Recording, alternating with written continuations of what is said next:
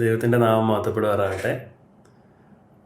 എല്ലാവർക്കും യുവയുടെ 11ാമത്തെ എപ്പിസോഡിലോട്ട് സ്വാഗതം. ഞാൻ ജോയൽ ജെയിംസ്.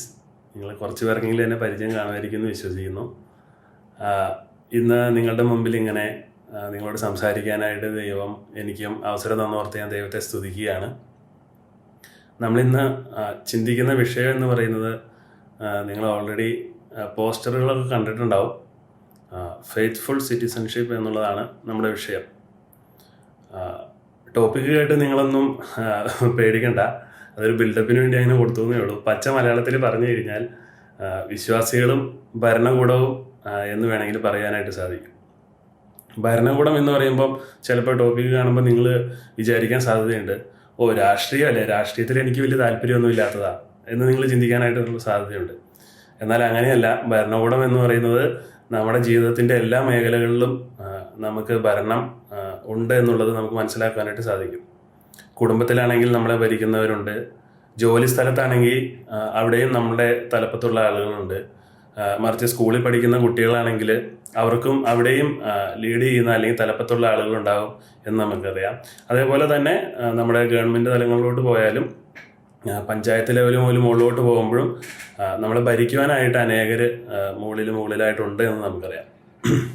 അപ്പോൾ പൊതുവെ നമുക്കറിയാം, ലോകത്തെ ഏറ്റവും സ്വാതന്ത്ര്യത്തോടെ ജീവിക്കാനായിട്ട് സാധിക്കുന്ന ഒരു രാജ്യങ്ങളിലൊന്നാണ് ഇന്ത്യ എന്ന് മുമ്പെയൊക്കെ നമ്മൾ പറയായിരുന്നു. ഇപ്പോൾ എത്രത്തോളം ഉണ്ടെന്ന് എനിക്കറിയില്ല, എന്നാലും മുമ്പേ അങ്ങനെ പറയായിരുന്നു. അതിൻ്റെ പ്രധാന കാരണം എന്ന് പറയുന്നത് നമുക്കറിയാവുന്നതുപോലെ നമ്മളൊരു ജനാധിപത്യ രാജ്യമാണ് എന്നുള്ളതാണ്. അപ്പോൾ ജനാധിപത്യ രാജ്യം എന്ന് ചോദിച്ചാൽ എന്താണെന്ന് ചോദിച്ചാൽ, ജനങ്ങൾക്ക് വേണ്ടി ഭരിക്കുവാനായിട്ട് ജനങ്ങൾ തന്നെ ആളുകളെ തിരഞ്ഞെടുക്കുന്ന ഒരു മാർഗത്തിനെയാണ് ജനാധിപത്യം എന്ന് പറയുന്നത്. അതായത് നമ്മളെ ഭരിക്കേണ്ടത് ആരെന്ന് തീരുമാനിക്കുന്നത് നമ്മൾ ഓരോരുത്തരും തന്നെയാണ് എന്നുള്ളതാണ് അതിലെ ഏറ്റവും വലിയ പ്രത്യേകത. അപ്പോൾ അതുകൊണ്ട് തന്നെ പൊതുവെ ജനാധിപത്യ രാജ്യത്തുള്ള പൗരന്മാരായിരിക്കുന്ന നമ്മുടെ എല്ലാം മനസ്സിലുള്ള ഒരു കാര്യം എന്ന് പറയുന്നത്, എൻ്റെ ഭരണാധികാരിയായിട്ടുള്ള ആളുകളൊന്നും അത്ര വലിയ ബഹുമാനം അർഹിക്കുന്ന ആളുകളല്ല. കാരണം ഞാൻ തിരഞ്ഞെടുത്തതുകൊണ്ടാണ് അവരവിടെ ഇരിക്കുന്നത്. അപ്പം അതുകൊണ്ട് തന്നെ അവരെ വിമർശിക്കുവാനും അവർക്കെതിരെ സമരം ചെയ്യുവാനും വേണമെങ്കിൽ അവരെ ഉപദ്രവിക്കാൻ വരെ ഞങ്ങൾക്ക് സാധിക്കും. അതിനുള്ള പവർ ഞങ്ങൾക്കുണ്ടെന്ന് സാധാരണഗതിയിൽ നമ്മുടെ രാജ്യത്തുള്ള ആളുകൾ ചിന്തിക്കാറുണ്ട് എന്ന് നമുക്കറിയാം. നമ്മൾ ഒരുപക്ഷെ അങ്ങനെ തന്നെയായിരിക്കും ചിന്തിക്കുക. ഉപദ്രവിക്കുന്ന കാര്യത്തിലൊന്നും ചിന്തിക്കാറില്ലെങ്കിലും അവരെ വിമർശിക്കുവാനും അവരെ പുച്ഛിക്കുവാനും അവരെ കളിയാക്കാനുള്ള അധികാരമൊക്കെ എനിക്കുണ്ട്. എനിക്ക് അതിനുള്ള സ്വാതന്ത്ര്യം എൻ്റെ രാജ്യത്തെ നിയമം തരുന്നുണ്ട് എന്ന് നമ്മളും ഒരുപക്ഷെ ചിന്തിക്കുന്നുണ്ടാവാം. അപ്പോൾ അതുകൊണ്ട് തന്നെ നമ്മളിൽ പലർക്കും മനസ്സിൽ പല രാഷ്ട്രീയ പാർട്ടികളോടും ഒരു ചായവുണ്ടാകും എന്നുള്ളത് ഒരു സത്യമാണെന്ന് നമുക്കറിയാം. ഞാൻ ഈ കുറച്ച് നാളായിട്ട് സോഷ്യൽ മീഡിയയിൽ വീക്ഷിക്കുന്ന സമയത്ത് ഞാൻ കാണാറുണ്ട്, നമ്മുടെ വിശ്വാസിയായിരിക്കുന്ന തന്നെ ഒരു സുഹൃത്ത് സ്ഥിരമായിട്ട് താൻ സപ്പോർട്ട് ചെയ്യുന്ന ആ പാർട്ടിയെ പൊക്കി പറഞ്ഞുകൊണ്ടുള്ള അല്ലെങ്കിൽ ആ പാർട്ടിയെ സപ്പോർട്ട് ചെയ്തുകൊണ്ടുള്ള പോസ്റ്റുകൾ ഒത്തിരി ഷെയർ ചെയ്യുന്നത് ഞാൻ കണ്ടിട്ടുണ്ട്. അതുമാത്രമല്ല, ആ പാർട്ടിക്ക് എതിരായിട്ട് നിൽക്കുന്ന മറ്റ് പാർട്ടികളെ വിമർശിച്ചുകൊണ്ടും മറ്റു പാർട്ടികളെ കളിയാക്കിക്കൊണ്ടും അല്ലെങ്കിൽ സത്യമാണോ എന്ന് പോലും നോക്കാതെ കിട്ടുന്നതെല്ലാം അതേപോലെ ഷെയർ ചെയ്യുന്ന ഞാൻ കണ്ടിട്ടുണ്ട്. അപ്പോൾ പിന്നീട് സംഭവിക്കുന്നത് എന്ന് പറഞ്ഞാൽ, തൻ്റെ പാർട്ടിയെ പ്രതിരോധിക്കാനായിട്ട് ഓരോരുത്തർ താഴെ കമൻറ്റ് ബോക്സിൽ വരും, അങ്ങോട്ടും ഇങ്ങോട്ടും ഓരോന്ന് പറഞ്ഞ് കളിയാക്കും, ചിരിക്കും, പുച്ഛിക്കും. ഇതൊക്കെ തന്നെയാണ് സ്ഥിരം നടന്നുകൊണ്ടിരിക്കുന്ന കാര്യം. ഒരുപക്ഷെ എനിക്ക് തോന്നുന്നു നമ്മുടെയൊക്കെ സഭയിലെ വിശ്വാസികൾക്ക് ആത്മീയമായിട്ട് കാര്യങ്ങൾ ഷെയർ ചെയ്യാനായിട്ട് നമ്മൾ ഉണ്ടാക്കിയിരിക്കുന്ന പല വാട്സപ്പ് ഗ്രൂപ്പുകളിലും ഇന്ന് ഇതുപോലെ സംഭവിച്ചു പോകാറുണ്ടെന്ന് നമുക്കറിയാം. കാരണം ആ ഗ്രൂപ്പുകളിലുള്ള ആളുകളുടെയൊക്കെ പൊതുവായിട്ടുള്ളൊരു താല്പര്യത്തിനെതിരല്ലാത്തത് കൊണ്ട് ആരും തന്നെ അത് എതിർക്കാറില്ല എന്ന് നമുക്കറിയാം. അതായത് നമ്മുടെ ഇന്ത്യ രാജ്യം ഭരിക്കുന്ന ഭരണകൂടത്തിനെതിരെയുള്ള പോസ്റ്റ് വന്നു കഴിഞ്ഞാൽ നമ്മുടെയൊക്കെ ഗ്രൂപ്പുകളിൽ ഷെയർ ചെയ്യുമ്പോൾ നമുക്കാർക്കും ബുദ്ധിമുട്ട് തോന്നാറില്ല. കാരണം ചെറുതായിട്ടെങ്കിലും മനസ്സിൽ നമ്മൾ അത് ആസ്വദിക്കുന്നുണ്ട് എന്ന് നമുക്കറിയാം. നമ്മുടെ അഭിപ്രായം അതായതുകൊണ്ട് കുഴപ്പമില്ല എന്ന് നമ്മൾ വിചാരിക്കും. അതേപോലെ തന്നെയാണ് ഏത് ഭരണകൂടത്തിനെതിരെയുള്ള പോസ്റ്റുകൾ കണ്ടാലും എനിക്ക് താല്പര്യമില്ലാത്ത ആൾക്കെതിരെയുള്ളതാണെങ്കിൽ അതിൽ കുഴപ്പമൊന്നുമില്ല എന്ന് വിചാരിക്കുന്ന ആളുകളാണ് നമ്മൾ. അപ്പോൾ നമ്മുടെ ഗ്രൂപ്പുകളും ഇതേപോലെ അതിൻ്റെ യഥാർത്ഥ ഉദ്ദേശം എന്താണെന്ന് മനസ്സിലാക്കാതെ പലതും ഷെയർ ചെയ്യുന്നതും ആസ്വദിക്കുന്നതും ഒക്കെ സംഭവിച്ചു പോകാറുണ്ട് എന്ന് നമുക്കറിയാം. അപ്പോൾ വിശ്വാസികളായിരിക്കുന്ന നമ്മളെ സംബന്ധിച്ചിടത്തോളം ഈ ലോകത്തിൻ്റെ ആളുകൾ ചിന്തിക്കുന്ന അതേ ചിന്താഗതി തന്നെ ഈ കാര്യത്തിൽ നമുക്കും ഉണ്ടായി പോകാറുണ്ട് എന്നുള്ളത് സത്യമാണ്. കാരണം എൻ്റെ ഭരണാധികാരികളെ വിമർശിക്കുവാനും കളിയാക്കുവാനുമായിട്ടുള്ള അവകാശം ഈ രാജ്യത്തെ പൗരൻ എന്ന നിലയ്ക്ക് എനിക്കുമുണ്ട് എന്ന് വിശ്വസിക്കുന്നവരാണ് നമ്മളെല്ലാവരും തന്നെ. അതുകൊണ്ട് തന്നെ നമ്മളെ ഭരിക്കുന്ന ആളുകൾ അവരൊക്കെ രാഷ്ട്രീയക്കാരാണെന്ന് നമുക്കറിയാം. അപ്പോൾ അവർക്കൊക്കെ ഈ മറ്റ് പാർട്ടിക്കാർ കളിയാക്കി ഓരോ ഇരട്ടപ്പേരുകൾ ഇടുന്നത് നിങ്ങൾ കണ്ടിട്ടുണ്ടാവും. പിണറായി വിജയനാണെങ്കിൽ ഇരട്ടച്ചങ്കെന്ന് വിളിക്കും, മോദിയെ മോദിമാമെന്നും അങ്ങനെ പല പേരുകളും വിളിക്കുന്നത് കേട്ടിട്ടുണ്ടാവും. എല്ലാ പേരുകളും ഇവിടെ പറയാനായിട്ട് യോഗ്യമല്ലാത്തതുകൊണ്ട് പറയാൻ സാധിക്കില്ല. പിന്നെ കോൺഗ്രസിനെ കളിയാക്കുന്നവരാണെങ്കിൽ രാഹുൽ ഗാന്ധിയെ പപ്പു എന്ന് വിളിച്ച് കളിയാക്കുന്നത് നിങ്ങൾ കണ്ടിട്ടുണ്ടാവും. അങ്ങനെ പല പല പേരുകൾ നമ്മുടെ രാഷ്ട്രീയ രംഗത്ത് പ്രവർത്തിക്കുന്ന കുറച്ചെങ്കിലും പ്രശസ്തരായിരിക്കുന്ന ആളുകൾക്കെല്ലാം ഇതേപോലെ കളിയാക്കി പേരുകളുണ്ടെന്ന് നമുക്കറിയാം. അപ്പോൾ അതൊക്കെ ഉപയോഗിച്ച് കഴിഞ്ഞാൽ വലിയ തെറ്റാണെന്നൊന്നും ആരും വിചാരിക്കുന്നില്ല. കാരണം അങ്ങനെ വിളിക്കുന്ന ആളുകൾക്കൊന്നും എതിരെ കേസെടുക്കുന്നില്ല. അങ്ങനെ എന്ത് പോസ്റ്റുകൾ ഇട്ടാലും അത് ഷെയർ ചെയ്താലും ഒരു പ്രശ്നവും നമ്മുടെ നാട്ടിൽ സംഭവിക്കുന്നില്ല. അതുകൊണ്ട് അതിനുള്ള സ്വാതന്ത്ര്യം ഉള്ളത് കൊണ്ട് അത് നമ്മുടെ അവകാശമാണെന്ന് ചിന്തിക്കാറുണ്ട്. ഒരുപക്ഷെ നമ്മളും പലപ്പോഴും ഈ പേരുകളൊക്കെ അറ്റ്ലീസ്റ്റ് പിണറായി വിജയനെ ഇരട്ടച്ചങ്കൻ എന്ന് ഒരു പ്രാവശ്യമെങ്കിലും പറയാത്തവരുണ്ടെന്ന് എനിക്ക് തോന്നുന്നില്ല. അപ്പോൾ അത് പൊതുവായിട്ടുള്ള ആളുകളുടെ ഒരു സ്വഭാവമായിട്ട് അത് മാറിയിട്ടുണ്ട് എന്ന് നമുക്കറിയാം. വിശ്വാസികളായിരിക്കുന്ന നമ്മളും അതിൽ നിന്ന് ഒരു വ്യത്യസ്തതയും ഇല്ലാത്ത ആളുകളാണ് പലപ്പോഴും എന്ന് നമുക്ക് മനസ്സിലാക്കാൻ സാധിക്കും. എനിക്ക് തോന്നുന്നു ഒരുപക്ഷെ ചെറുപ്പക്കാരിൽ ഇന്ന് രാഷ്ട്രീയ താല്പര്യമുള്ളവർ വളരെ കുറഞ്ഞു വരികയാണ്.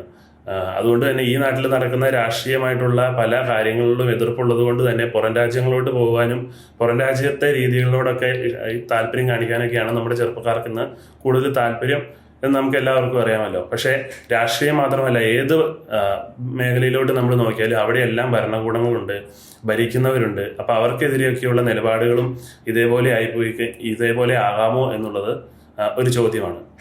അപ്പോൾ നമ്മൾ ഇങ്ങനെയുള്ള കാര്യങ്ങൾ ചിന്തിക്കുന്ന സമയത്ത് തീർച്ചയായിട്ടും ദൈവവചനത്തിൻ്റെ മുമ്പിലോട്ട് വന്ന് ദൈവവചനം ഈ കാര്യത്തിൽ എന്താണ് പറയുന്നത് എന്നാണ് നമ്മൾ നോക്കേണ്ടത്.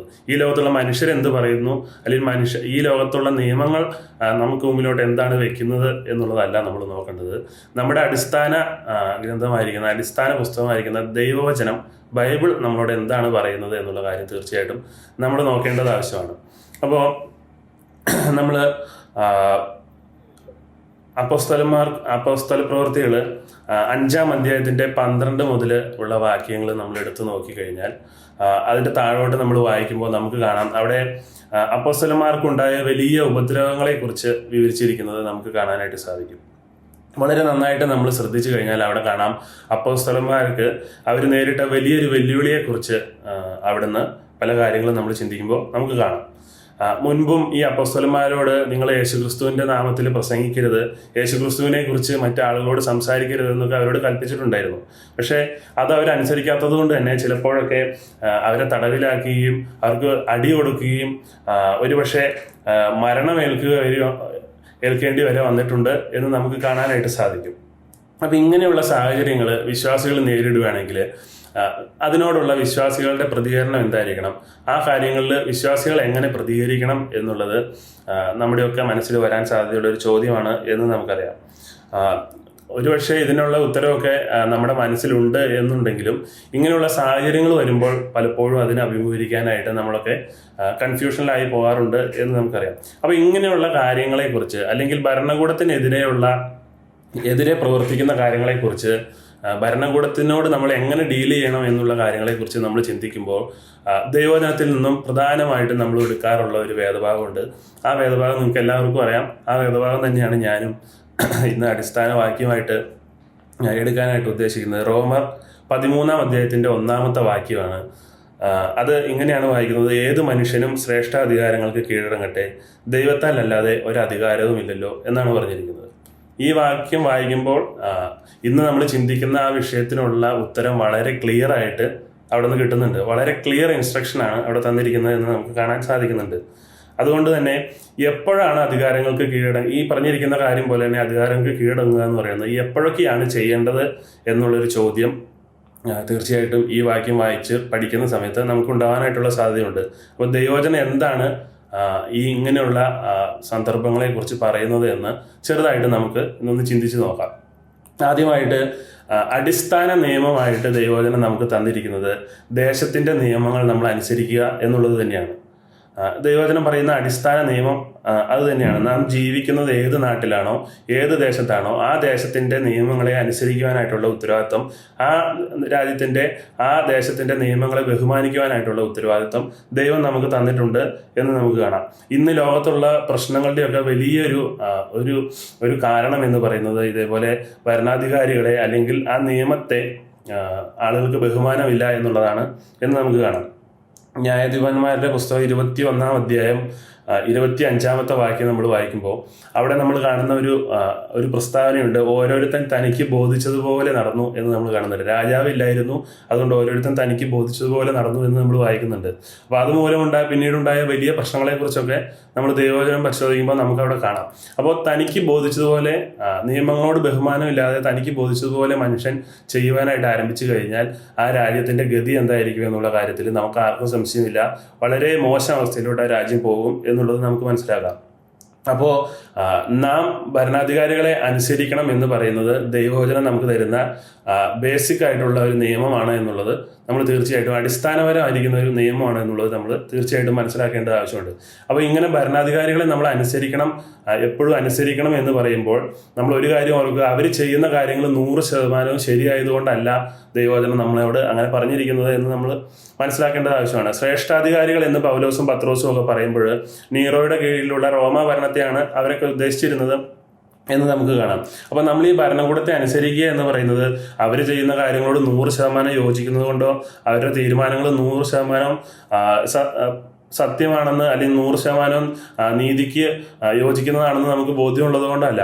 ഒരുപക്ഷെ ഇന്ന് നമ്മുടെ നാട്ടിലെ ഏറ്റവും കൂടുതൽ ആളുകൾ ചർച്ച ചെയ്യുന്ന വിഷയമാണ് ഈ പിണറായി സർക്കാർ അവർ നടത്തുന്ന ഒരു യാത്ര എന്ന് നമുക്കറിയാം. അപ്പം ആ യാത്രയോട് യോജിക്കുന്ന ആളുകൾ സോഷ്യൽ മീഡിയ ഒക്കെ നോക്കിക്കഴിഞ്ഞാൽ അതിനോട് യോജിക്കുന്ന ആളുകളേ ഇല്ലെന്ന് നമുക്ക് ഒരുപക്ഷെ തോന്നിപ്പോകും. കാരണം ആളുകൾക്ക് എല്ലാം അതിനോട് എതിർപ്പാണ്. കാരണം ആളുകൾ ബുദ്ധിമുട്ടുന്ന സമയത്ത് ഇതേപോലെ ദൂർത്തടിക്കുകയാണെന്നൊക്കെ പറഞ്ഞ് ആളുകൾ കുറ്റം പറയുന്നത് നിങ്ങൾ കണ്ടിട്ടുണ്ടാവും. അപ്പോൾ അത് ഓരോ ആളുകളുടെ അഭിപ്രായമാണ്. അപ്പോൾ ഇങ്ങനെ ഭരണകൂടത്തോടും അല്ലെങ്കിൽ ഭരണകൂടങ്ങൾ വയ്ക്കുന്ന ഓരോ കാര്യങ്ങളോടും നമുക്ക് ഓരോരുത്തർക്കും പല പല അഭിപ്രായം ഉണ്ടാകും. അത് ശരിയാണെന്ന് നമ്മൾ ചിലപ്പോൾ മനസ്സുകൊണ്ട് നമുക്ക് അംഗീകരിക്കാനായിട്ട് സാധിക്കില്ല. ശരിയല്ല എന്ന് നമുക്ക് പൂർണ്ണമായിട്ടും ചിലപ്പോൾ മനസ്സിൽ തോന്നാനായിട്ടുള്ള സാധ്യതയുണ്ട്. എങ്കിലും അത് അനുസരിക്കുവാനായിട്ട്, നിയമമാണെങ്കിൽ അത് അനുസരിക്കാനായിട്ടുള്ള ഒരു ഉത്തരവാദിത്വം നമുക്കുണ്ട് എന്നുള്ള കാര്യമാണ് ദൈവവചനം നമ്മളോട് പറയുന്നത് എന്ന് നമുക്ക് മനസ്സിലാക്കാം. 13-ാം അധ്യായത്തിൻ്റെ 1-4 വാക്യങ്ങൾ നമ്മൾ വായിക്കുമ്പോൾ അവിടെ ദൈവത്താൽ അല്ലാതെ ഒരധികാരവും ഇല്ലല്ലോ എന്നാണ് പറഞ്ഞിരിക്കുന്നത്. പിന്നീട് 4-ാമത്തെ വാക്യത്തിലോട്ട് വരുമ്പോൾ കാണാം, നിന്റെ നന്മയ്ക്കായിട്ടല്ലോ അവൻ ദൈവ ശുശ്രൂഷക്കാരനായിരിക്കുന്നത് എന്നാണ് പറഞ്ഞിരിക്കുന്നത്. ഇവിടെ കാണുന്നത് ഭരണകൂടങ്ങളെല്ലാം ദൈവത്താൽ ആക്കിയിട്ടുള്ളതാണ്, ദൈവം ആക്കിയിട്ടുള്ളതാണ് നമ്മുടെ ഭരണകൂടങ്ങളെല്ലാം എന്നാണ് പറഞ്ഞത്. അത് ചെറിയ ലെവലിലുള്ള ഭരണം മുതൽ മുകളിലോട്ട് ഏതെടുത്താലും അത് ദൈവം ആക്കിയിരിക്കുന്ന ഭരണകൂടമാണ് എന്നാണ് അവിടെ ക്ലിയർ ആയിട്ട് പറഞ്ഞിരിക്കുന്നത് എന്ന് നമുക്ക് കാണാം. അവർ ദൈവ ശുശ്രൂഷകന്മാരാണ് എന്നാണ് അവിടെ, ദൈവ ശുശ്രൂഷയാണ് അവർ ചെയ്യുന്നത് എന്നാണ് ദൈവവചനം പറഞ്ഞിരിക്കുന്നത് എന്ന് നമ്മൾ ഓർക്കണം. അപ്പം നമ്മുടെ ഭരണകൂടങ്ങളെ നമ്മൾ വിമർശിക്കുമ്പോൾ നമ്മൾ ഓർക്കുക, അവർ ദൈവ ശുശ്രൂഷയാണ് ചെയ്യുന്നത്, ദൈവം ആക്കിയിരിക്കുന്ന ഭരണകൂടമാണ്, ദൈവം ആക്കിയിരിക്കുന്ന ആളുകളാണ്. നമ്മുടെ തലപ്പത്ത് അവരിയ്ക്കുന്നത് ദൈവം അവരെ അവിടെ ആക്കിയിട്ടുള്ളത് കൊണ്ടാണ് എന്നുള്ള കാര്യം നമ്മൾ ഒരിക്കലും മറന്നു പോകരുത്. അതുകൊണ്ട് അവർക്ക് കീഴടങ്ങാനായിട്ടുള്ള ഉത്തരവാദിത്വം നമുക്ക് എല്ലാവർക്കും ഉണ്ട് എന്ന് നമ്മൾ ഓർക്കുക.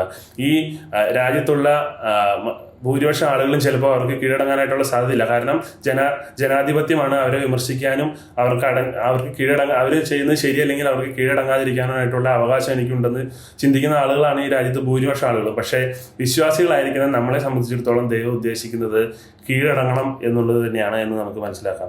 1 പത്രോസ് 2-ാം അധ്യായത്തിൻ്റെ 13-ാമത്തെ വാക്യം വായിച്ചാൽ സകല മനുഷ്യ നിയമത്തിനും കർത്താവിൻ നിമിത്തം കീഴടങ്ങുവിൻ എന്നാണ് പറഞ്ഞിരിക്കുന്നത്. സകല നിയമത്തിനും കീഴടങ്ങണം എന്ന് തന്നെയാണ് പറഞ്ഞിരിക്കുന്നത്. ഒരു നിയമം നമ്മുടെ നാട്ടിലുണ്ടെങ്കിൽ അതിന് കീഴടങ്ങുവാനായിട്ടുള്ള ഉത്തരവാദിത്വം നമുക്കുണ്ട്. ഇനി അത് തെറ്റാണെന്ന് നമ്മൾ വിശ്വസിക്കുന്നുണ്ടെങ്കിൽ നമുക്കറിയാം നമ്മുടെ രാജ്യം തന്നെ എതിരെ നമുക്ക് ചെയ്യാനായിട്ടുള്ള പല മാർഗങ്ങളും തന്നിട്ടുണ്ട്. കോടതിയിൽ പോകാം, അതിനായിട്ട് അപ്പീൽ ചെയ്യാം. ആ നിയമം തിരുത്തേണ്ടത് ആവശ്യമാണെന്ന് നിങ്ങൾക്ക് തോന്നുകയാണെങ്കിൽ അതിനായിട്ട് പ്രോപ്പറായിട്ടുള്ള മാർഗങ്ങൾ ഉപയോഗിച്ച് അതിനെതിരെ പ്രവർത്തിക്കുവാനായിട്ട് നമുക്ക് നമ്മുടെ രാജ്യം അവകാശം തരുന്നുണ്ടെന്ന് നമുക്കറിയാം. അവരെ വിമർശിക്കുവാനോ കളിയാക്കുവാനോ അവർക്കെതിരെ സമരം ചെയ്യുവാനായിട്ടല്ല, അവർക്കെതിരെ ബഹളം ഉണ്ടാക്കുവാനായിട്ടല്ല ദൈവവചനം നമ്മളെ പഠിപ്പിക്കുന്നത് എന്നുള്ള കാര്യം നമുക്ക് ഓർക്കാം. ക്രിസ്ത്യാനിയെ കുറിച്ചുള്ള ദൈവേഷ്ടം എന്ന് പറയുന്നത് ഭരണാധികാരികളെ എപ്പോഴും അനുസരിക്കുക എന്നുള്ളതാണ് എന്ന് നമ്മൾ മനസ്സിലാക്കേണ്ടത് ആവശ്യമാണ്.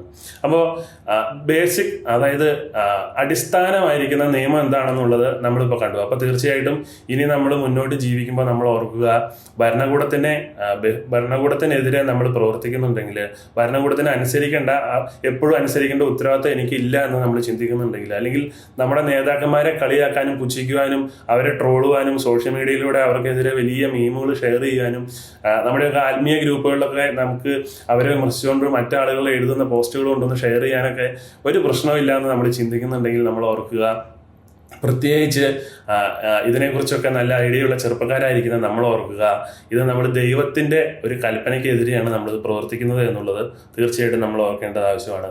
മറ്റൊരു സഹോദരൻ അത് ചെയ്യുന്നത് കണ്ടിട്ടുണ്ടെങ്കിൽ അവനിത് പറഞ്ഞു കൊടുക്കാനായിട്ടുള്ള ഉത്തരവാദിത്വവും നമുക്കുണ്ട് എന്ന് നമ്മൾ ഓർക്കുക. ഒരുപക്ഷെ എനിക്ക് തോന്നുന്നു ചെറുപ്പക്കാരായിരിക്കുന്ന നിങ്ങളോട് ഇത് പറയുന്ന സമയത്ത് നിങ്ങൾക്ക് കൂടുതലായിട്ട് ഇത് മനസ്സിലാവാനായിട്ടുള്ള സാധ്യതയുണ്ട്. കാരണം പ്രായമുള്ള ആളുകൾക്ക് പലപ്പോഴും എന്തൊക്കെയാണ് ഷെയർ ചെയ്യേണ്ടത്, ഷെയർ ചെയ്തത് തെറ്റാണോ ശരിയാണോ എന്ന് എങ്ങനെ പരിശോധിക്കണം, അല്ലെങ്കിൽ തെറ്റാണെന്ന് കണ്ട ഒരു കാര്യത്തെ നീക്കം ചെയ്യാനായിട്ട് എന്ത് ചെയ്യണം എന്നുള്ളതിനെ കുറിച്ചൊന്നും വലിയ ഐഡിയ പ്രായമായ ആളുകൾക്ക് പലപ്പോഴും ഉണ്ടാവില്ല. അവർക്ക് ടെക്നോളജിയിലുള്ള അറിവ് എന്ന് പറയുന്നത് പരിമിതമാണെന്ന് നമുക്കറിയാം. അപ്പോൾ ചെറുപ്പക്കാരായിരിക്കുന്ന നമുക്കൊക്കെ ഇതിന് കൂടുതൽ റിസോഴ്സൊക്കെ ഉണ്ട്.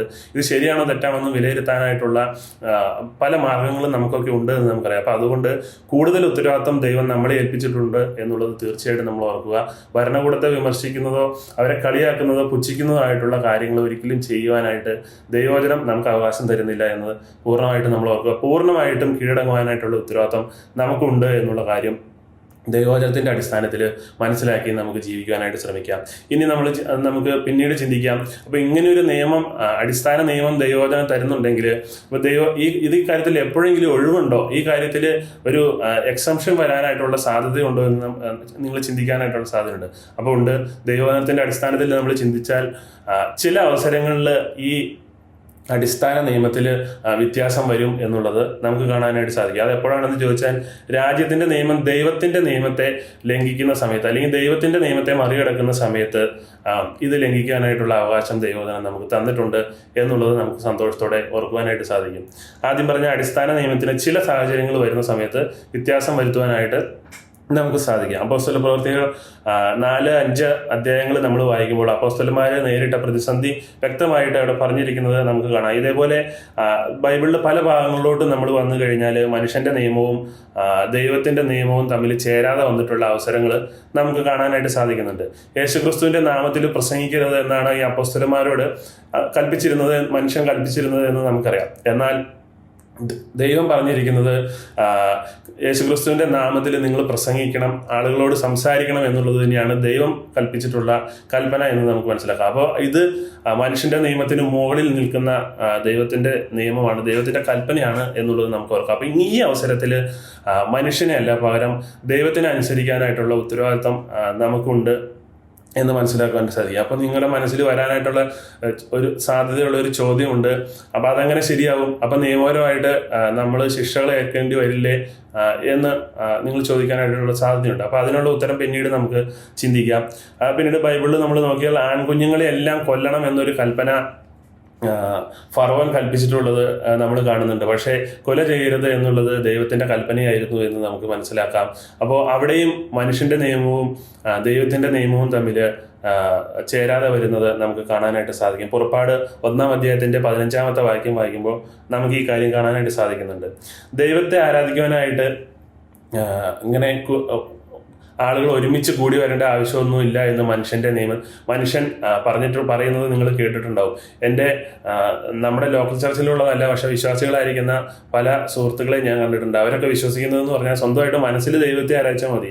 ദൈവം എന്ന് പറയുന്ന ഒരു കാഴ്ചപ്പാട് മനസ്സിലുണ്ടായാൽ മാത്രം മതി.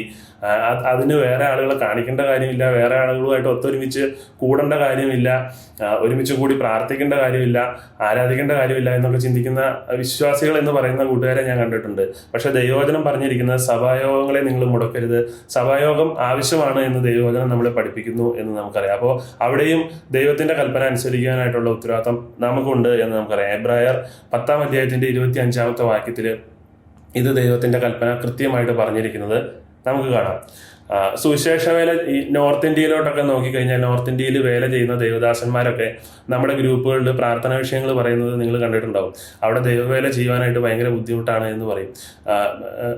ദൈവവേല ചെയ്യുന്ന ജോണി സഹോദരനൊക്കെ എതിരെ കുറച്ച് നാൾ മുമ്പ് നടന്ന ഒരു പ്രശ്നം നിങ്ങളൊക്കെ പ്രാർത്ഥനാ വിഷയങ്ങൾ വന്നപ്പോൾ കണ്ടിട്ടുണ്ടാവും. അവർ മതപരിവർത്തനം ചെയ്യുന്നു എന്നൊക്കെ പറഞ്ഞ് അവർക്കെതിരെ വെറുതെ ആവശ്യമില്ലാത്ത പല കേസുകളും അവരെ തലയിലോട്ട് വെച്ച് കെട്ടി അവരെ അറസ്റ്റ് ചെയ്ത സംഭവങ്ങൾ നിങ്ങൾ കണ്ടിട്ടുണ്ട്. അപ്പം നോർത്തിലൊക്കെ വേല ചെയ്യുന്ന ദേവദാസന്മാർ സ്ഥിരം നേരിടുന്ന ഒരു പ്രശ്നമാണ് സുവിശേഷം പ്രസംഗിക്കുക എന്ന് പറയുന്നതും ആളുകളുടെ മുന്നിലോട്ട് ദൈവത്തിൻ്റെ വചനമായിട്ട് കടന്നു ചെല്ലുന്നതും നിയമപരമായിട്ട് വലിയ കുറ്റമായിട്ട് അവരെ അടിച്ചേൽപ്പിച്ചുകൊണ്ട് അവർക്കെതിരെ കുറ്റം ഏൽപ്പിക്കുന്നതും അവരെ ശിക്ഷിക്കാനായിട്ട് ശ്രമിക്കുന്നതും ഒക്കെ നമ്മൾ സ്ഥിരം കാണുന്ന കാഴ്ചയാണെന്ന് നമുക്കറിയാം. അപ്പോൾ അവിടെ നമ്മൾ കാണുന്നു സുവിശേഷ വേല ചെയ്യരുത് എന്നുള്ളത് അവിടെ മനുഷ്യൻ ഉണ്ടാക്കിയിരിക്കുന്ന നിയമമാണെന്ന് നമുക്ക് കാണാം. ഒരു പക്ഷേ മതപരിവർത്തനമാണ് ഇതെന്ന് പറഞ്ഞുകൊണ്ട് അതിൻ്റെ നിയമം ഉണ്ടാക്കി അത് ഇവരുടെ തലയിലോട്ട് വെച്ച് കെട്ടുന്ന വാർത്തകളാണ് നമ്മൾ കാണുന്നത്. അപ്പോൾ അവിടെ മനുഷ്യൻ്റെ നിയമം എന്ന് പറയുന്നത് സുവിശേഷം പ്രസംഗിക്കരുത്, മറ്റാളുകളോട് ദൈവവചനം സംസാരിക്കരുത് എന്നുള്ളതാണ്. പക്ഷേ ദൈവവചനത്തിലോട്ട് നമ്മൾ വരുമ്പോൾ മർക്കോസിന്റെ സുവിശേഷം 16-ാം അധ്യായത്തിന്റെ 15-ാമത്തെ വാക്യമൊക്കെ നോക്കിയാൽ അവിടെ സകല ജാതികളോടും സുവിശേഷം പറയണം എന്നുള്ള ഒരു മഹാനിയോഗം ദൈവം നമ്മളെ ഏൽപ്പിച്ചിട്ടുള്ളത് നമുക്ക് കാണാം. അപ്പോൾ ഈ സാഹചര്യത്തിൽ മനുഷ്യന്റെ നിയമത്തെ അനുസരിക്കാനല്ല ദൈവത്തിന്റെ നിയമം അനുസരിക്കാനാണ് നമുക്ക് ഉത്തരവാദിത്തമുള്ളത്. അത് വളരെ വ്യക്തമായിട്ട് നമ്മുടെ സുവിശേഷ വേല ചെയ്യുന്ന ദേവദാസന്മാർ നമ്മളെ കാണിച്ചു തരുന്നുണ്ട്. നല്ല മാതൃക അവർ നമ്മൾ കാണിച്ചു തരുന്നുണ്ട്. അവരെ അറസ്റ്റ് ചെയ്തെങ്കിലും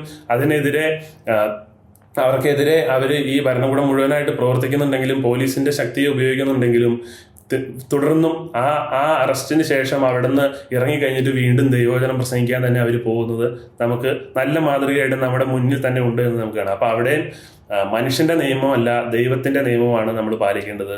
മനുഷ്യന്റെ നിയമം ലംഘിക്കാനായിട്ടുള്ള ഒരു ഉത്തരവാദിത്വം യഥാർത്ഥത്തിൽ നമുക്ക് അവിടെ ഉണ്ട് എന്നുള്ള കാര്യം നമുക്ക് ഓർക്കാം. അപ്പോൾ ഇതേപോലെ സംശയമുള്ള പ്രതിസന്ധിയുള്ള ഘട്ടങ്ങളിൽ നമ്മൾ തീർച്ചയായിട്ടും ദൈവത്തിന്റെ ഇഷ്ടത്തിനായിട്ട് നമ്മൾ സമർപ്പിക്കുക എന്നുള്ളതാണ് നമ്മുടെ ഉത്തരവാദിത്വം എന്ന് നമുക്ക് ഓർക്കാം. മറ്റു മാർഗങ്ങൾ തേടി നമ്മൾ പോകേണ്ട ഒരു ആവശ്യവുമില്ല എന്ന് നമുക്ക് ഓർക്കാം.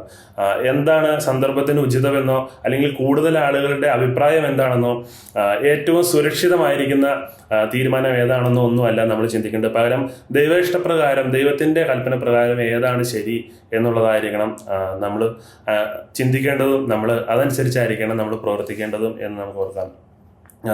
90കളിൽ അമേരിക്കയിൽ പ്രസിദ്ധമായി വന്ന ഒരു ഇംഗ്ലീഷ് ചോദ്യമുണ്ട്, വാട്ട് വുഡ് ജീസസ് ഡു എന്ന് പറയും. അതായത് അതിൻ്റെ ഷോർട്ട് ഫോം എന്ന് പറയുന്നത് WWJD എന്നാണ്. അതൊരു പ്രസിദ്ധമായ ബുക്കിനെ ആസ്പദമാക്കിയാണ് ആ ചോദ്യം ഉണ്ടായത്. ബുക്കിൻ്റെ പേരിൽ നിന്നാണ് ആ ചോദ്യം ഉണ്ടായത് എന്നുള്ളത് നമുക്ക് കാണാം.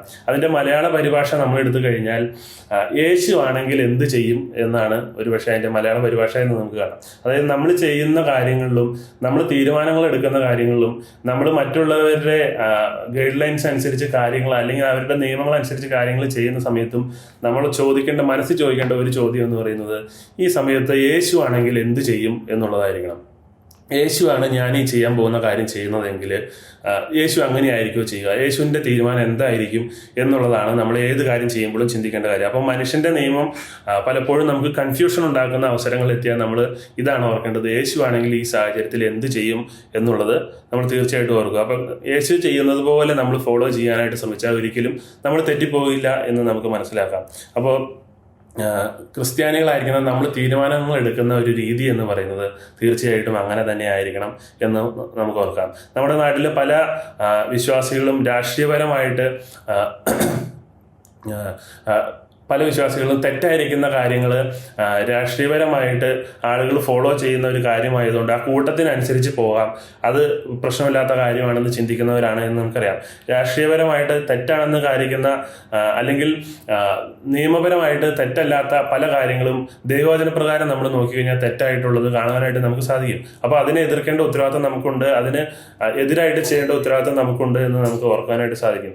ഒരു നല്ല ഉദാഹരണം ഇന്നത്തെ സാഹചര്യങ്ങൾ വെച്ച് നോക്കി ഞാൻ പറഞ്ഞു കഴിഞ്ഞാൽ ഒരു നല്ല ഉദാഹരണം നമുക്ക് എടുക്കാം. ഹോമോസെക്ഷുവാലിറ്റി, സ്വർഗരതി എന്ന് മലയാളത്തിൽ പറയും. അത് ഇന്ന് നമ്മുടെ രാജ്യത്തെ നിയമം അനുസരിച്ച് അത് തെറ്റല്ല എന്നായിരിക്കും മനുഷ്യർ പറയുക. കാരണം രാജ്യത്തെ നിയമം അനുസരിച്ച് ഇന്ന് ഒരേ സെക്സിലുള്ള രണ്ടുപേര് തമ്മിൽ വിവാഹം കഴിക്കാനും അവർക്ക് ഒരുമിച്ച് ജീവിക്കുവാനുമായിട്ടുള്ള അവകാശം രാജ്യത്തെ നിയമം നൽകുന്നുണ്ട്. നിയമപരമായിട്ട് അത് തെറ്റല്ല. അതുകൊണ്ട് തന്നെ ഈ രാജ്യത്തുള്ള ആളുകളെല്ലാം അത് തെറ്റാണെന്ന് വിശ്വസിക്കുന്നില്ല.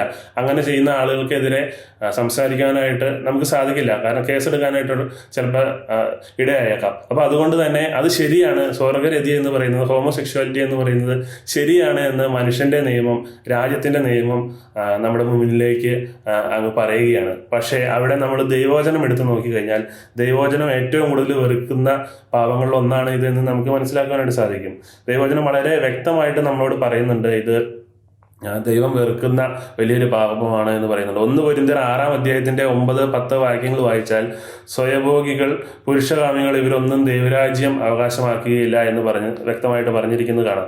സ്വർഗരതി എന്ന് പറയുന്നത് ജഡത്തിൻ്റെ പ്രവൃത്തിയാണെന്നും അത് നമ്മുടെ ആത്മാവിനെ നശിപ്പിക്കുമെന്നും ദൈവവചനം നമ്മളോട് വളരെ ക്ലിയർ ആയിട്ട് പറയുമ്പോൾ ഇത് മറ്റ് ആളുകളോട് പറയുവാനായിട്ട്, ലോകത്തിൻ്റെ മുന്നിലോട്ട് പറയുവാനായിട്ട് നമുക്ക് ഒരിക്കലും മടിയുണ്ടാകരുത് എന്ന് നമുക്ക് ഓർക്കാം.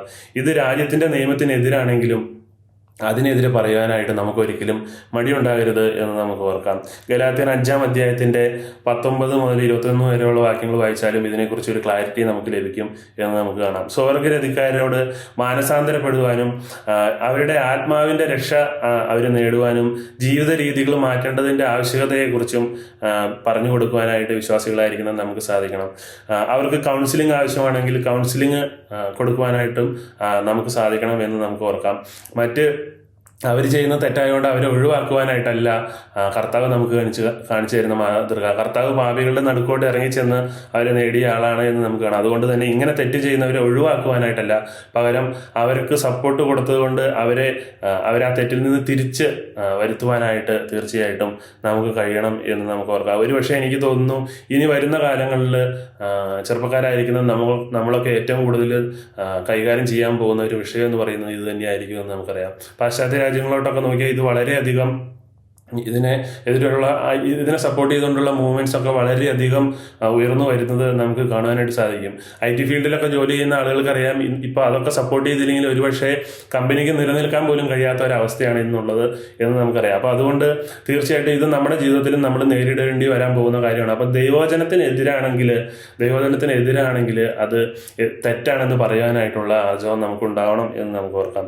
പല കാര്യങ്ങളിലും നമ്മൾ ചെയ്യുമ്പോൾ നമ്മുടെ മനസാക്ഷി ഉൾപ്പെടാറുണ്ട് എന്ന് നമുക്കറിയാം. ചില കാര്യങ്ങളൊക്കെ ചെയ്യുമ്പോൾ തന്നെ നമ്മുടെ മനസ്സിൽ തന്നെ നമുക്ക് തോന്നും, ഞാൻ ഈ ചെയ്യുന്നത് ശരിയാണ്, അത് ഞാൻ ചെയ്യരുത് എന്ന് നമ്മുടെ മനസ്സ് തന്നെ നമ്മളെ പലപ്പോഴും മനസ്സിലാക്കി തരാറുണ്ട്. പക്ഷേ ചില കാര്യങ്ങളിൽ, എല്ലാ കാര്യങ്ങളിലും അതേപോലെ നമുക്ക് മനസ്സിലാക്കാനായിട്ട് സാധിക്കാറില്ല. ചില കാര്യങ്ങളിൽ നമുക്ക് കൺഫ്യൂഷനും വരും എന്ന് നമുക്ക് ഓർക്കാം. അപ്പോൾ ആ അവസരങ്ങളിലാണ് ഇതേപോലെ ദൈവവചനം എന്താണ് കൽപ്പിക്കുന്നത് എന്ന് മനസ്സിലാക്കുവാനായിട്ട് നമ്മൾ ശ്രമിക്കേണ്ട ആവശ്യം. ദൈവവചനം നന്നായിട്ട് പഠിച്ച് ബോധ്യപ്പെട്ടതിന് ശേഷം മാത്രം തീരുമാനങ്ങൾ എടുക്കുവാനായിട്ട് അങ്ങനെയുള്ള അവസരങ്ങളിൽ തീർച്ചയായിട്ടും നമ്മൾ ശ്രമിക്കണം. റോമർ 14-ാം അധ്യായത്തിൻ്റെ 5-ാമത്തെ വാക്യത്തിൽ നമ്മൾ കാണുന്നു, ഒരുവൻ ഒരു ദിവസത്തേക്കാൾ മറ്റൊരു ദിവസത്തെ മാനിക്കുന്നു, വേറൊരുവൻ സകല ദിവസങ്ങളെയും മാനിക്കുന്നു, ഓരോരുത്തൻ താൻ്റെ മനസ്സിൽ ഉറച്ചിരിക്കട്ടെ എന്നാണ് പറഞ്ഞിരിക്കുന്നത്. അപ്പോൾ ആ വാക്യം വായിച്ചപ്പോൾ നിങ്ങൾക്ക് മനസ്സിലായി കാണും, ആളുകൾക്ക് ഓരോ കാര്യത്തിലുള്ള ക്ലാരിറ്റി എന്ന് പറയുന്നത്, ഓരോ കാര്യത്തിലുള്ള അഭിപ്രായം എന്ന് പറയുന്നത് പല രീതിയിലായിരിക്കും. അപ്പോൾ അത് അവനവൻ നന്നായിട്ട് ദൈവവചനത്തിൻ്റെ അടിസ്ഥാനത്തിൽ പഠിച്ച് തീരുമാനങ്ങൾ എടുക്കണം എന്നുള്ളതാണ്. അപ്പോൾ പ്രതിസന്ധികൾ വരുന്ന സമയത്ത്, തീരുമാനങ്ങൾ എടുക്കാനായിട്ട് ബുദ്ധിമുട്ട് വരുന്ന സമയത്ത് തീർച്ചയായിട്ടും ദൈവവചനം പഠിച്ച് മനസ്സിലാക്കി സമയമെടുത്ത് തീരുമാനങ്ങൾ എടുക്കുവാനായിട്ട് നമ്മൾ ശ്രമിക്കുക. നമുക്ക് പഠിച്ചിട്ട് മനസ്സിലാവുന്നില്ലെങ്കിൽ ദൈവവചനത്തെക്കുറിച്ച് നന്നായിട്ട് അറിയാവുന്ന ദേവദാസന്മാരുടെ സഹായം സ്വീകരിച്ച് തീരുമാനങ്ങൾ എടുക്കാനായിട്ട് നമ്മൾ ശ്രമിക്കുക. ചാടിക്കയറി തെറ്റായ തീരുമാനം എടുക്കുകയല്ല ചെയ്യേണ്ടത്, ആലോചിച്ച് പ്രാർത്ഥിച്ച് തീരുമാനങ്ങൾ എടുക്കുവാനായിട്ട് നമ്മൾ ശ്രമിക്കണം എന്ന് നമുക്ക് മനസ്സിലാക്കാം. ഭരണകൂടത്തിനെതിരെ തിരിയുന്നത് ദൈവമുമ്പാകെ വളരെ ഗൗരവമുള്ള കാര്യമായതിനാൽ ദൈവത്തിന് ഇഷ്ടമില്ലാത്ത കാര്യവും മനുഷ്യന് ഇഷ്ടമില്ലാത്ത കാര്യവും, അല്ലെങ്കിൽ നമുക്ക് ഇഷ്ടമില്ലാത്ത കാര്യവും ദൈവത്തിന് ഇഷ്ടമില്ലാത്ത കാര്യങ്ങളും തമ്മിൽ വേർതിരിച്ചറിയാനായിട്ടുള്ള ഒരു കഴിവ് നമുക്ക് വേണം എന്ന് നമുക്ക് ഓർക്കാം. ഒരു ഉദാഹരണം ഞാൻ പറഞ്ഞു കഴിഞ്ഞാൽ, നമ്മുടെ നാട്ടിൽ ഈ AI ക്യാമറയൊക്കെ കൊണ്ടുവന്നിട്ട് റോഡിലെ നിയമങ്ങൾ മനുഷ്യരെ കൊണ്ട് പാലിപ്പിക്കാനായിട്ട് AI ക്യാമറയൊക്കെ കൊണ്ടുവന്ന് ഫിറ്റ് ചെയ്ത് അത് വാർത്തകളൊക്കെ നിറഞ്ഞിരുന്ന സമയത്ത് നിങ്ങൾ ഓർക്കുന്നുണ്ടാവും. ഇതും ഞാൻ സോഷ്യൽ മീഡിയയുടെ കണ്ട കാര്യമാണ് പറയുന്നത്. സോഷ്യൽ മീഡിയയിൽ ഇങ്ങനെയുള്ള വാർത്തകളുടെയൊക്കെ കമൻറ്റിൻ്റെ താഴെ വന്നിട്ട് ആളുകൾ പറയുന്നത് നിങ്ങൾ കണ്ടിട്ടുണ്ടാവും. ആദ്യമേ നിങ്ങൾ റോഡ് നന്നാക്ക്, എന്നിട്ട് ഹെൽമെറ്റ് വയ്ക്കുന്നുണ്ടോ, സ്പീഡിനാണോ പോകുന്നതെന്നൊക്കെ നോക്ക്. പൊട്ടിപ്പൊളിഞ്ഞ റോഡും ഉണ്ടാക്കിയിടും. എന്നിട്ട് ഇച്ചിരി നല്ല റോഡ് കിട്ടുമ്പോൾ അതിലെ സ്പീഡിന് പോകാമെന്ന് വെച്ച് കഴിഞ്ഞാൽ അതിനെതിരെ ഫൈൻ അടയ്ക്കുന്നത് എവിടുത്തെ ന്യായമാണ്, എന്ത് തോന്നിയാസമാണ് നിങ്ങൾ കാണിക്കുന്നത് എന്ന് ആളുകൾ ചോദിക്കുന്നത് നിങ്ങൾ കണ്ടിട്ടുണ്ടാവും. എൻ്റെ മനസ്സിലും ഞാൻ ഓർക്കുക, എൻ്റെ മനസ്സിലും പലപ്പോഴും തോന്നിയിട്ടുള്ള ഒരു കാര്യം ഇത് തന്നെയാണ്. ചെയ്യേണ്ടതൊന്നും ഗവൺമെൻറ് ചെയ്യുന്നില്ലല്ലോ, എന്നിട്ട് ഇതേപോലെ ഓരോ നിയമങ്ങൾ കൊണ്ടുവരുന്നത് എന്ത് തോന്നിയാസമാണെന്ന് ഞാൻ ചിന്തിച്ചിട്ടുണ്ട്. നിങ്ങളിൽ പലരും ചിന്തിച്ച് കാണാനായിട്ടുള്ള സാധ്യതയുണ്ട്. ഇത് നല്ലൊരു ഉദാഹരണമാണ്. രാജ്യത്തെ നിയമം അനുസരിക്കാനായിട്ടുള്ള ഉത്തരവാദിത്വം ദൈവം നമുക്ക് തരുന്നുണ്ടെങ്കിൽ അവിടെ നമ്മൾ ഓർക്കുക, ദൈവേഷ്ടം എന്ന് പറയുന്നത്, ദൈവത്തിൻ്റെ ഇഷ്ടം എന്ന് പറയുന്നത് അതനുസരിക്കുക എന്നുള്ളത് തന്നെയാണ്. ആ ഹെൽമെറ്റ് വെച്ച് വണ്ടി ഓടിക്കുക, ഹെൽമെറ്റ് വെച്ചില്ലെങ്കിൽ ഫൈൻ അടയ്ക്കുക എന്ന് പറയുന്നത് അവിടെ ദൈവേഷ്ടം അത് തന്നെയാണ് എന്ന് നമ്മൾ ഓർക്കണം. എൻ്റെ ഇഷ്ടം അതിനെതിരാണ്. എൻ്റെ ഇഷ്ടം എന്ന് പറയുന്നത് ആദ്യമേ റോഡ് നന്നാക്കണം, എന്നിട്ട് ഹെൽമെറ്റ് വയ്ക്കാൻ എന്നോട് പറയാവുള്ളൂ എന്നുള്ളതാണ് എൻ്റെ ഇഷ്ടം. പക്ഷേ ദൈവേഷ്ടം എന്ന് പറയുന്നത് രാജ്യത്തിൻ്റെ നിയമം അനുസരിക്കുക എന്നുള്ളത് തന്നെയാണ്. അപ്പോൾ തീർച്ചയായിട്ടും ഇങ്ങനെയുള്ള സാഹചര്യങ്ങളിൽ നമ്മുടെ അഹങ്കാരവും നമ്മുടെ ദേഷ്യവും നമ്മുടെ വിഷമവും ഒക്കെ മാറ്റി വെച്ചിട്ട് താഴ്മയോടെ ഈ നിയമങ്ങൾക്ക് കീഴ്പ്പെടുവാനായിട്ട് നമുക്ക് ഓരോരുത്തർക്കും ശ്രമിക്കാം.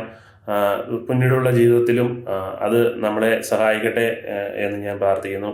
ചില നിയമങ്ങൾ ദൈവത്തിൻ്റെ ഇഷ്ടത്തിന് എതിരാണെന്ന് തോന്നിക്കഴിഞ്ഞാൽ, അതിനെ ബോധ്യമായി കഴിഞ്ഞാൽ ആ നിലപാട് മാറാതെ അതിൽ ഉറച്ചു നിൽക്കുവാനായിട്ട് തീർച്ചയായിട്ടും നമുക്ക് സാധിക്കണമെന്ന് നമുക്ക് ഓർക്കാം. ഒരുപക്ഷെ വലിയ വില കൊടുക്കേണ്ടി വന്നേക്കാം. ഇപ്പം ജോലി ചെയ്യുന്ന സ്ഥാപനങ്ങളിൽ ദൈവഇഷ്ടത്തിനെതിരായിട്ടുള്ള ഒരു കാര്യം നടക്കുകയാണ്, അതിനെതിരെ നിൽക്കേണ്ടി വന്നു കഴിഞ്ഞാൽ ചിലപ്പോൾ നമ്മുടെ ജോലി നഷ്ടപ്പെടാനായിട്ടുള്ള സാധ്യതയുണ്ട്. ഞാൻ ഓർക്കുന്നു, കുറേ വർഷങ്ങൾക്ക് മുമ്പ് ഒരു ദൈവദാസൻ സഭയിൽ പ്രാർത്ഥന വിഷയം പറഞ്ഞിരുന്നു. അദ്ദേഹത്തിൻ്റെ സ്ഥാപനത്തിൽ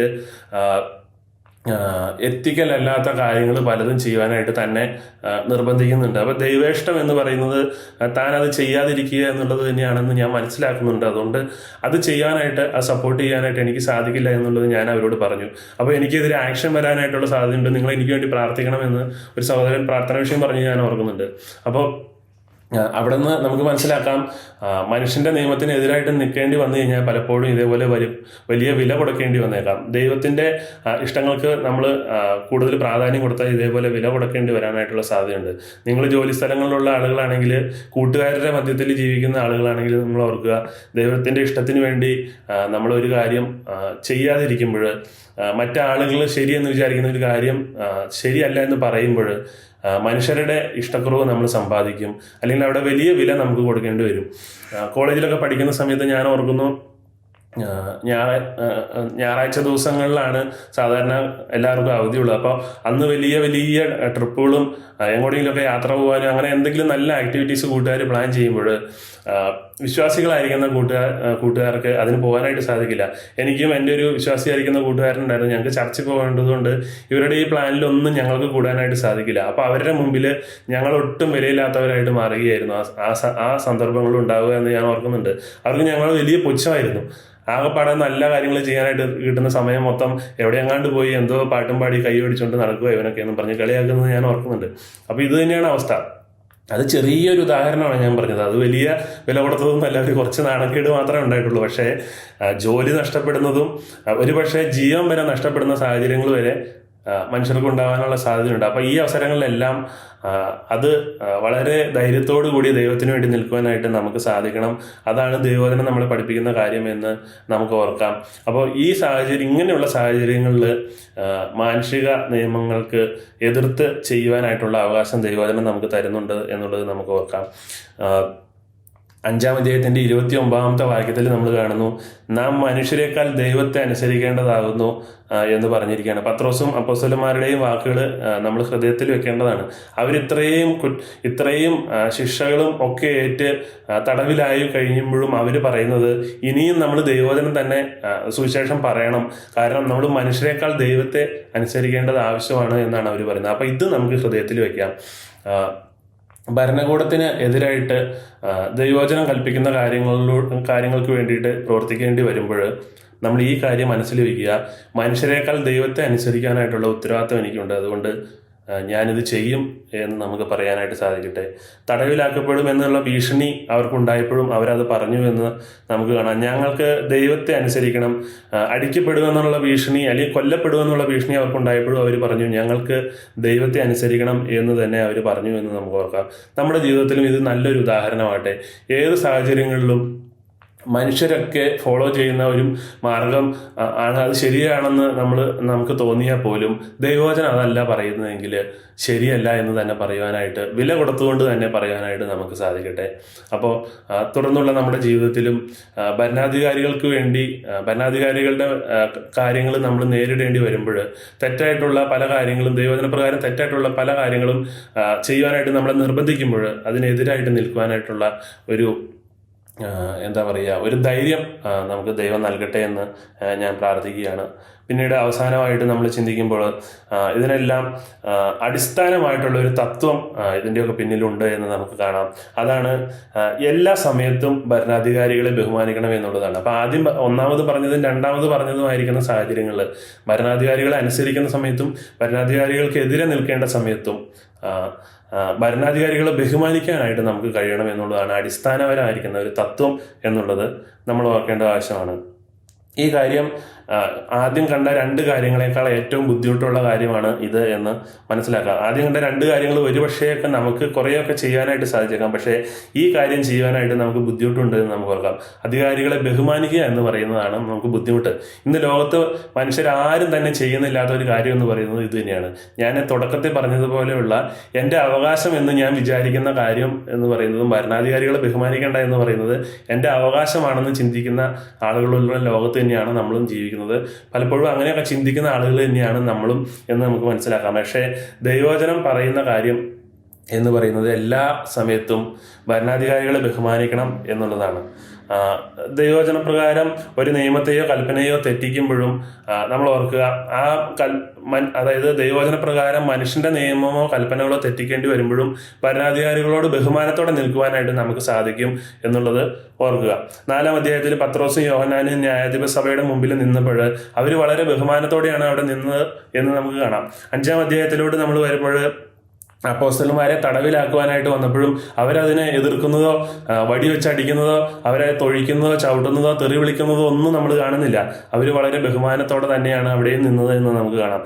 രാജാവിനെ ബഹുമാനിക്കുക എന്ന് പറയുന്ന വലിയൊരു വെല്ലുവിളിയാണ് അവിടെ അപ്പോസ്തലന്മാർ നമ്മുടെ മുന്നിലോട്ട് വയ്ക്കുന്നത് എന്ന് നമുക്ക് ഓർക്കാം. 1 പത്രോസ് 2-ാം അധ്യായത്തിൻ്റെ 17-ാമത്തെ വാക്യവും നമ്മൾ ഇതിനോടുള്ള ബന്ധത്തിൽ വായിച്ചു കഴിഞ്ഞാൽ നമുക്ക് കുറച്ചുകൂടി ക്ലാരിറ്റി കിട്ടും എന്ന് ഞാൻ ഓർമ്മിക്കുകയാണ്. ഭരണകൂടമായിട്ടുള്ള എല്ലാ ഇടപാടുകളിലും എല്ലാ കാര്യങ്ങളും നമ്മൾ ഭരണകൂടമായിട്ട് ഇടപെടുന്ന അവസരങ്ങളിലും അവരോട് ബഹുമാനത്തോടു കൂടെ അവർക്ക് കീഴ്പ്പെട്ട് തന്നെ നിൽക്കുവാനായിട്ടുള്ള ഒരു മനസ്സ് നമുക്കുണ്ടാകണം. നമ്മുടെ പെരുമാറ്റ രീതി എന്ന് പറയുന്നത് അങ്ങനെ ആയിരിക്കണം എന്ന് നമുക്ക് ഓർക്കാം. ദൈവവചന പ്രകാരം അനുസരിക്കാൻ പറ്റാത്ത നിയമങ്ങൾ എനിക്ക് അനുസരിക്കാനായിട്ട് സാധിക്കില്ല എന്ന് പറയുമ്പോഴും അത് ബഹുമാനത്തോടു കൂടി പറയുവാനായിട്ട് പലപ്പോഴും നമുക്ക് കാണിക്കും. മത്സര സ്വഭാവം അല്ല നമ്മൾ കാണിക്കേണ്ടത്, പകരം ഞാൻ ദൈവത്തെ അനുസരിക്കാനാണ് എനിക്ക് സാധിക്കത്തുള്ളൂ എന്ന് ബഹുമാനത്തോടു കൂടി തന്നെ അവരോട് പറയാനായിട്ട് നമുക്ക് സാധിക്കണം. ഒരുപക്ഷെ ഞാൻ ആദ്യം പറഞ്ഞതുപോലെ ഇന്ന് നമുക്ക് ഏറ്റവും ബുദ്ധിമുട്ടുള്ള കാര്യം എന്ന് പറയുന്നതും അതാണ്.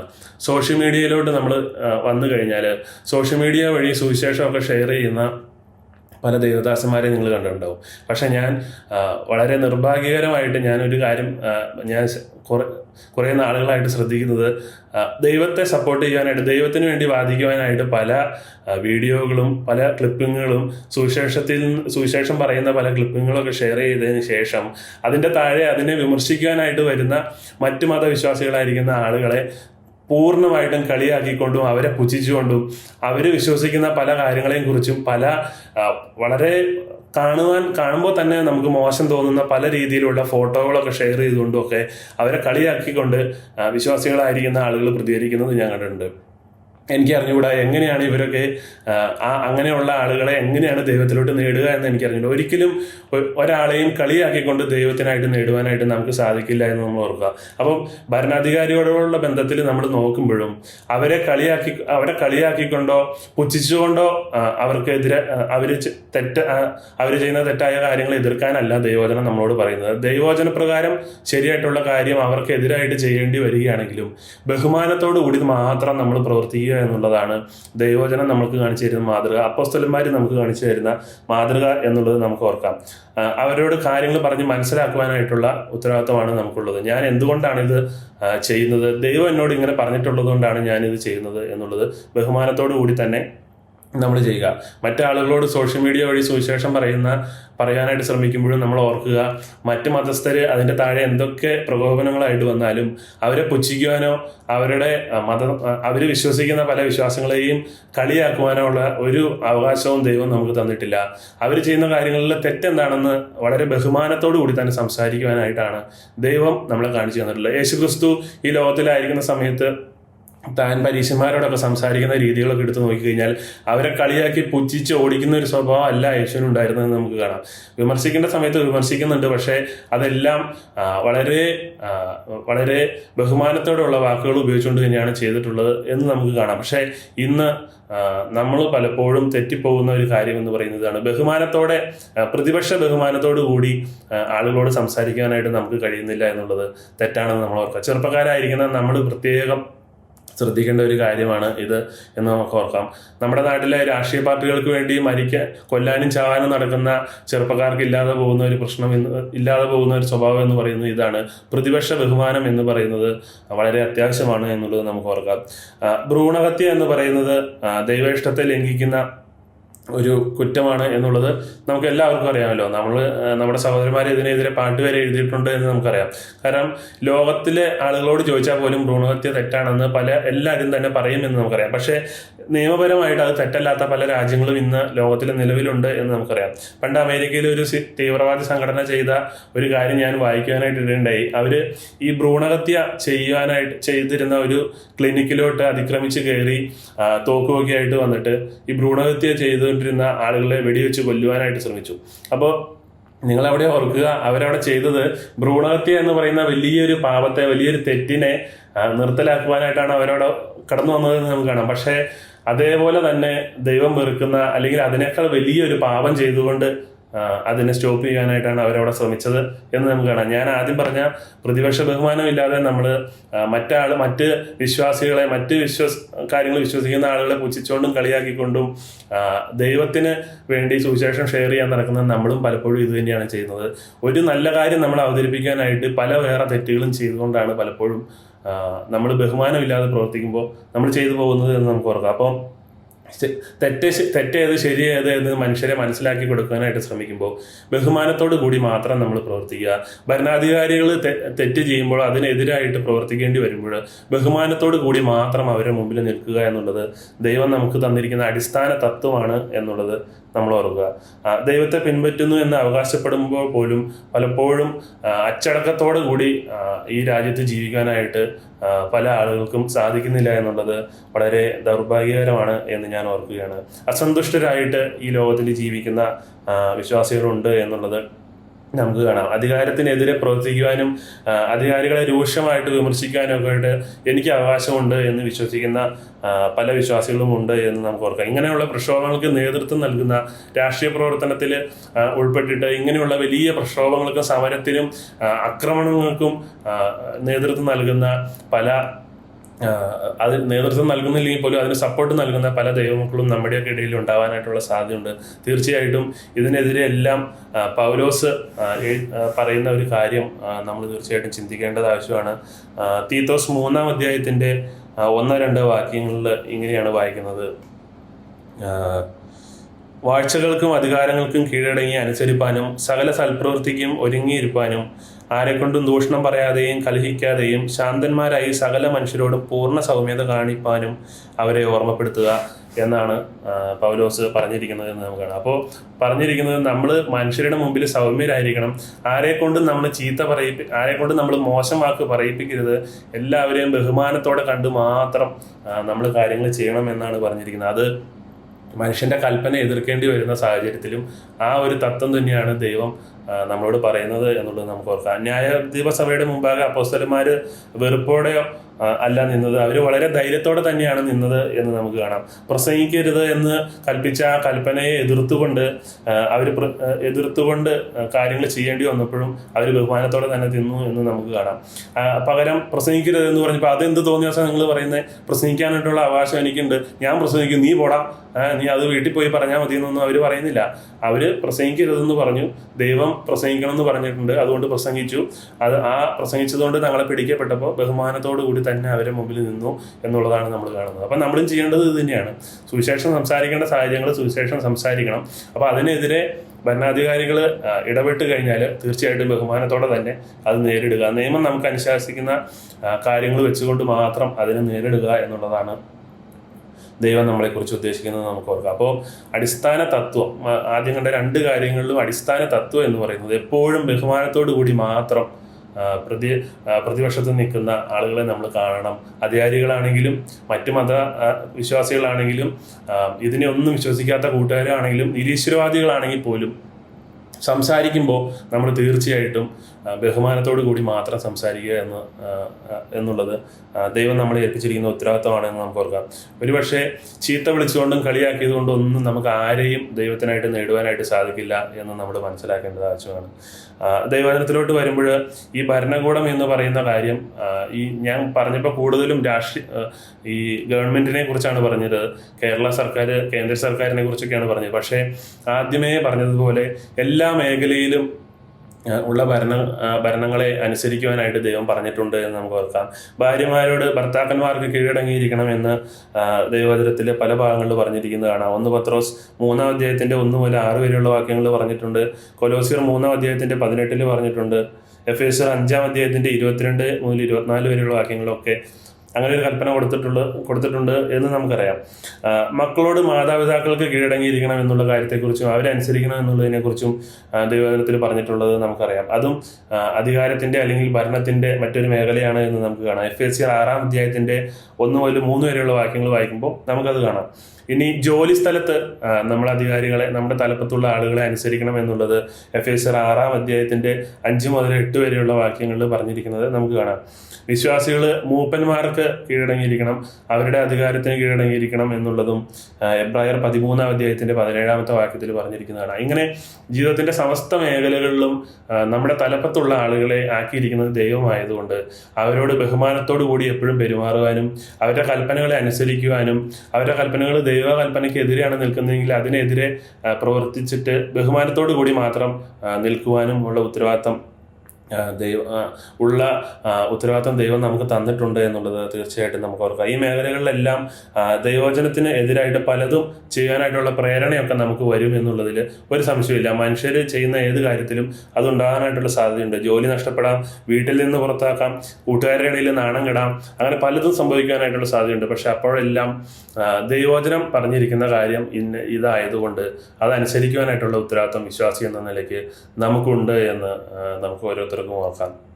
ഇനി ഈ കാര്യങ്ങളെല്ലാം ചിന്തിക്കുമ്പോഴും നമ്മൾ ഓർക്കുക, ഈ ദൈവവചനം എഴുതിയിരിക്കുന്ന സമയത്തുണ്ടായിരുന്ന രാഷ്ട്രീയ സാഹചര്യങ്ങളോ ആ രാജ്യത്തുള്ള നിയമങ്ങളുടെ സാഹചര്യങ്ങളോ ഒന്നും അല്ല ഇന്നുള്ളത്. ഇന്നുള്ള സാഹചര്യങ്ങളിൽ തീർച്ചയായിട്ടും വലിയ വ്യത്യാസങ്ങളുണ്ട് എന്ന് നമുക്കറിയാം. അപ്പോൾ അതുകൊണ്ട് തന്നെ ആ സാഹചര്യങ്ങളിലൊക്കെ വ്യത്യാസം വന്നിട്ടുണ്ടെങ്കിൽ പോലും ഈ പറഞ്ഞിരിക്കുന്ന അടിസ്ഥാനപരമായിരിക്കുന്ന കാര്യങ്ങളിൽ ഒരു വ്യത്യാസവും വരുന്നില്ല. എത്രയൊക്കെ മനുഷ്യന്റെ സംസ്കാരങ്ങളും രീതികളൊക്കെ മാറിയാലും ദൈവവചനത്തിൽ പറഞ്ഞിരിക്കുന്ന അടിസ്ഥാനപരമായിരിക്കുന്ന നിയമങ്ങൾക്കൊന്നിനും മാറ്റം വരില്ല എന്നുള്ളത് നമ്മൾ ഓർക്കേണ്ട ആവശ്യമാണ്. അപ്പോൾ നമ്മുടെ രാജ്യത്ത് എത്രത്തോളം സ്വാതന്ത്ര്യം രാജ്യത്തെ ഭരണകൂടം അല്ലെങ്കിൽ ഈ നിയമവ്യവസ്ഥ നമുക്ക് തരുന്നുണ്ടെങ്കിൽ പോലും ഭരണാധികാരികളാണെങ്കിൽ അവരെ ബഹുമാനിക്കുക എന്നുള്ളത് നമ്മുടെ ഉത്തരവാദിത്തമാണ്. എത്രയൊക്കെ ജനാധിപത്യമാണെന്ന് പറഞ്ഞാലും, ഞാൻ തിരഞ്ഞെടുത്ത എൻ്റെ നേതാവാണ് എന്ന് ഞാൻ പറഞ്ഞാൽ പോലും അവര് ഭരണത്തിലിരിക്കുന്ന ആളാണെങ്കിൽ അവരെ ബഹുമാനിക്കുക എന്നുള്ളത് എൻ്റെ ഉത്തരവാദിത്തമാണ് എന്ന് നമുക്ക് ഓർക്കാം. അപ്പോൾ ഇനി നമ്മുടെ മുന്നോട്ടുള്ള ജീവിതങ്ങളിൽ പ്രത്യേകാൽ ഈ യുവജനങ്ങളുടെ ഇടയിൽ ജീവിക്കുമ്പോൾ ഓർക്കുക, അവരൊക്കെ അവരുടെ അവകാശങ്ങൾക്കൊക്കെ വാദിച്ചുകൊണ്ട് വലിയ വലിയ സമരങ്ങൾ ചെയ്യാനായിട്ടുള്ള സാധ്യതയുണ്ട്, ആക്രമണങ്ങൾ ചെയ്യാനായിട്ടുള്ള സാധ്യതയുണ്ട്. നമ്മുടെ നാട്ടിലെ ചെറുപ്പക്കാരൊക്കെ എന്ന് വിചാരിക്കുന്നത് എന്ന് പറയുന്നത് ഭരിക്കുന്ന നേതാക്കൾ റോഡിലൂടെ പോകുമ്പോൾ കരിങ്കൊടി കാണിക്കുന്നത്, കല്ലെടുത്തെറിയുന്നത്, അവരുടെ വണ്ടിയെ ആക്രമിക്കുന്നത്, പോലീസ് ജീപ്പിനെതിരെ ആക്രമിക്കുന്നത്, KSRTCയുടെ ചില്ലെറിഞ്ഞ് പൊട്ടിക്കുന്നത്, നാട്ടുകാരുടെ തലക്കെട്ട് കല്ലെറിഞ്ഞ് ഡിക്ലെയർ ചെയ്യുന്നതൊക്കെ എൻ്റെ അവകാശങ്ങൾക്ക് വേണ്ടി വാദിക്കാനായിട്ടുള്ള ഒരു ഇത് എനിക്കുള്ളത് കൊണ്ട്, അവകാശം എനിക്കുള്ളത് കൊണ്ട് ചെയ്യാൻ സാധിക്കുന്ന കാര്യങ്ങളാണെന്നാണ് വിചാരിക്കുന്നത്. പക്ഷെ നമ്മൾ ഓർക്കുക, ഇതെല്ലാം ദൈവവചനം വിലക്കുന്ന തെറ്റാണ് എന്നുള്ള കാര്യം നമ്മൾ ഓർക്കുക. ഇങ്ങനെ പ്രതികരിക്കാനല്ല ദൈവം നമ്മളോട് പറഞ്ഞിട്ടുള്ളത്. അവരെ അനുസരിക്കുക, കീഴ്പ്പെട്ടിരിക്കുക, ബഹുമാനത്തോടെ ജീവിക്കുക എന്നുള്ളതാണ് ദൈവവചനം പറയുന്നത്.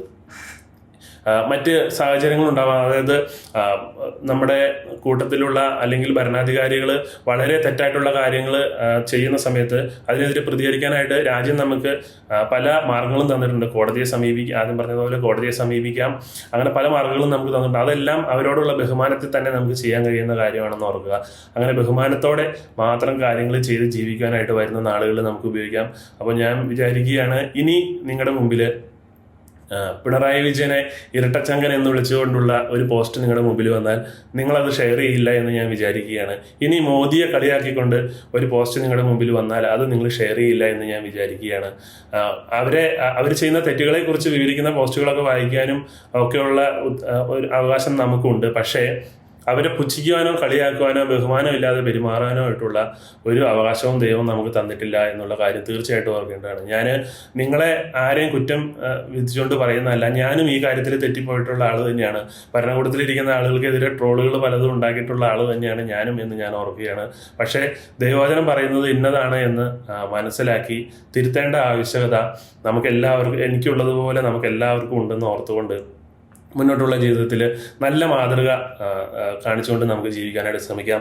അപ്പോസ്തലന്മാർ കാണിച്ചു തന്ന ഒരു നല്ല മാതൃകയാണ് നമ്മൾ ഈ കണ്ട വേദഭാഗം. ഞാൻ ഈ വേദഭാഗം വായിച്ചില്ല. അതിൻ്റെ കാരണം നമുക്കുള്ള ചുരുങ്ങിയ സമയത്ത് ഇത് മുഴുവനായിട്ട് വായിച്ച് വിവരിക്കാനായിട്ട് സാധിക്കില്ല. അപ്പോൾ നിങ്ങൾ ഈ വേദഭാഗം ഇത് ക്ലാസ് കഴിയുമ്പോൾ ഒന്ന് വായിച്ചു നോക്കുന്നത് നല്ലതാണ്. അവിടെ നിന്ന് നിങ്ങൾക്ക് ഞാൻ ഈ പറഞ്ഞതിൻ്റെ സാരം എന്താണെന്നുള്ള കാര്യം തീർച്ചയായിട്ടും മനസ്സിലാവും. ദൈവം നമ്മളെ എല്ലാവരെയും അനുഗ്രഹിക്കട്ടെ.